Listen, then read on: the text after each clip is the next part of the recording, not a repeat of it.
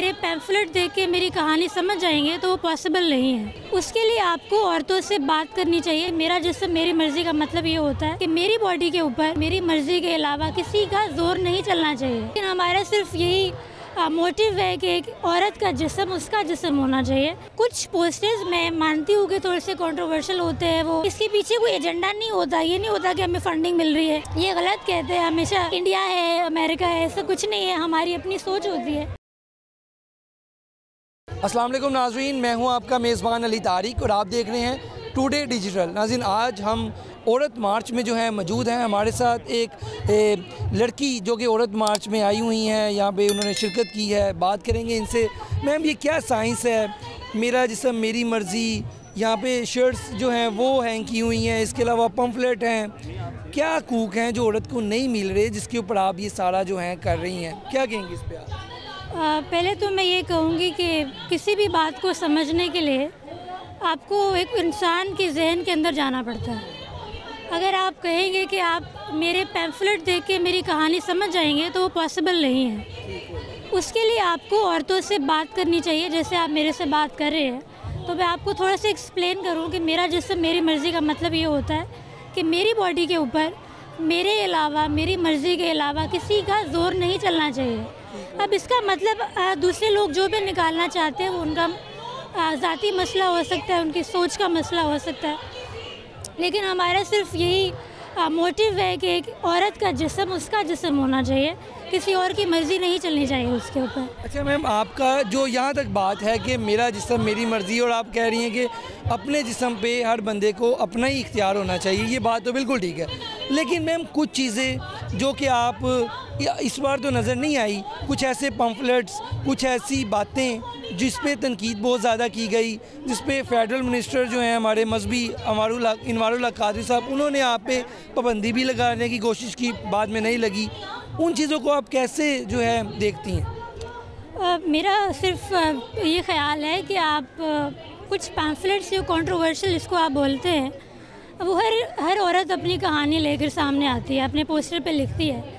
अब उस बच्ची की या उस लड़की की या उस औरत की अपनी चॉइस है कि वो क्या कहना चाहती है अपने थ्रू।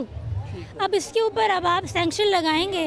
मैं एग्ज़ाम्पल आपको देती हूँ कि जैसे तालिबान, अक्सर हम देखते हैं कि उनके जो चीज़ें होती हैं, हम क्या कहते हैं कि तालिबान और मुसलमान डिफरेंट है, राइट? वो कहते हैं, और हम भी यही कहते हैं कि हम टेररिस्ट नहीं, हम सबको बता रहे होते हैं।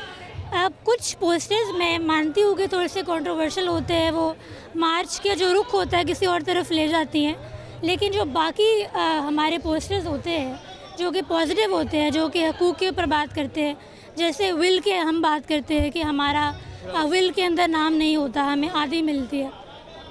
उसके अलावा हम शादी की बात करते हैं कि हमारी मर्ज़ी होनी चाहिए शादी में, शादी पे जो निकाह। तो मैम इस्लाम कहता है कि लड़की की मर्ज़ी के बगैर उसकी शादी नहीं होनी चाहिए। लेकिन यहाँ पे मैम, जैसे कि आप भी कह रही हैं कि कुछ चीज़ें ऐसी हैं जहाँ से पूरा वो औरत मार्च का रुख तब्दील कर दिया जाता है, उसको इंटरनेशनल एजेंडा जो है करार दिया जाता है। तो आप भी अपनी उन चीज़ों को अपने इस लोग औरत मार्च से बाहर क्यों नहीं निकालते? ऐसी कोई चीज़ नहीं है जिससे बाहर निकलना है।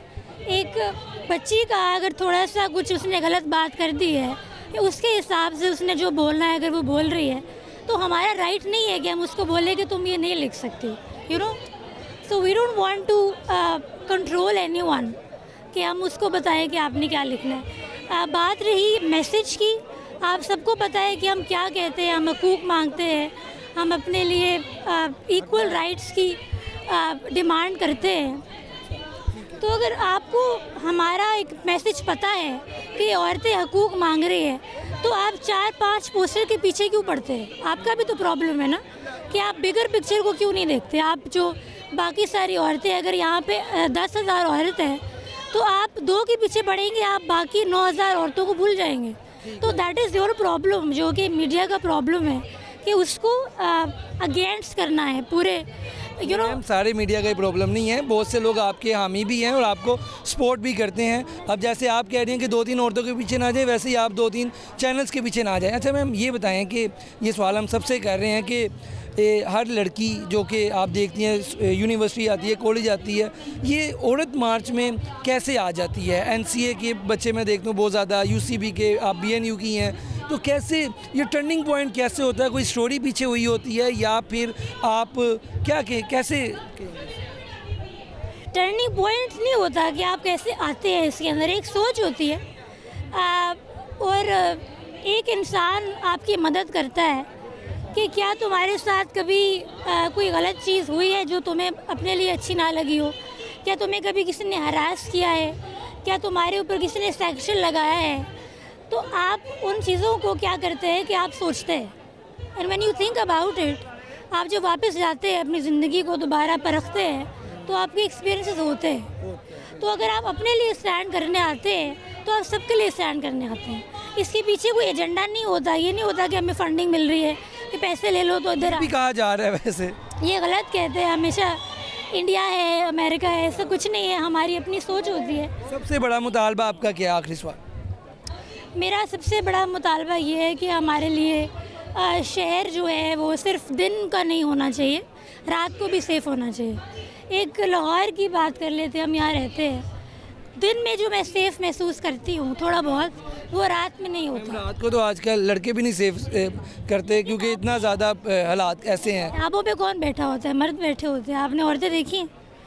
कुछ देखी भी हैं, देखी होंगी, लेकिन आपको ये पता है मैं क्या बोल रही हूँ कि रात को मर्द होते हैं रोड्स के ऊपर, हम सेफ़ महसूस नहीं करते। मैं ड्राइविंग करती हूँ अकेली, तो मुझे रात को सेफ़ महसूस नहीं होता, और उसकी वजह क्या है कि हमारा जो एनवायरनमेंट है हमारे कंट्री का, हमारे सिटी का, लाहौर का, बाकी ममालिक का भी सेम ही रहता है। बट वी नीड टू सी कि हम अपनी कंट्री के लिए क्या बेहतर कर सकते हैं, और मेरी कैपेसिटी के अंदर यही है कि मैं मार्च में आऊँ, अपनी बात कहूँ, इससे ज़्यादा हमसे हुआ तो हम करते हैं। Thank you so much ma'am. आपका ख़वातीन के बारे में जो सोशल मीडिया पे या बाकी जगह जो गलत चीज़ें बताई जा रही हैं कि जी पैसे लेके आती हैं, फ़ॉरेन फंडिंग है, ये है वो है, तो असल जो इनका मुद्दा है वो यही है कि हर जो इंसान है उसको अपने जिस्म पे पूरा इख्तियार है, और जो ख़वातीन को इस्लाम ने भी जैसे कि राइट दी है कि उसका विरासत में हक होना चाहिए, पूछ के शादी उससे करनी चाहिए, तो यही इनकी हकूक़ भी ऐसे ही हैं, कोई नई चीज़ नहीं है। तो आज की वीडियो के साथ नाज़रीन मुझे दें इजाज़त, अल्लाह हाफ़िज़।